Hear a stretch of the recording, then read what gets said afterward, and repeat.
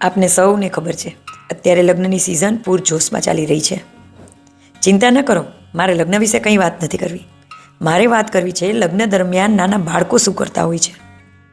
તો આપને સૌને ખબર છે, થોડી વાર સમય પસાર કરી અને તરત જ દરેક બાળકો પોતાના મમ્મી કે રિલેટિવ્સ પાસેથી કે ડેડી પાસેથી મોબાઈલ લઈ અને બેસી જાય છે. પછી સોફા હોય, ખુરશી હોય, કોઈ કોર્નર હોય, તમને ગમે ત્યાં નાના બાળકો મોબાઈલ લઈને સ્ક્રીન સ્ક્રોલ કરતા દેખાશે જ.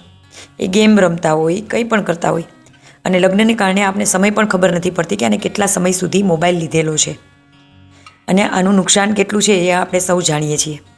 તો આનું સોલ્યુશન શું કરવું? જો કોઈ પણ મમ્મી બાળકને છૂટો રમવા મૂકી દે તો આટલા મોટો પાર્ટી પ્લોટ છે, બાળક ક્યાં જતું રહે કોઈને ખ્યાલ પણ નથી આવતો. તો જો કે આ ખાલી એક મમ્મીની ડ્યુટી તો નથી. તો આના સોલ્યુશનમાં આપણે એવું એક પગલું કરી શકીએ કે લગ્નનો જેટલો સમય છે ને એ દરમિયાન મમ્મી, પપ્પા કે બીજા રિલેટિવ્સ બાળકોની રિસ્પોન્સિબિલિટી વહેંચી લે. અને સાથે સાથે બાળક જ્યારે પણ એમની પાસે હોય ને ત્યારે એમની સાથે વાતો કરે, ગેમ્સ રમે, બીજા બાળકોને કનેક્ટ કરે અને બીજા રિલેટિવ સાથે પણ કનેક્ટ કરે.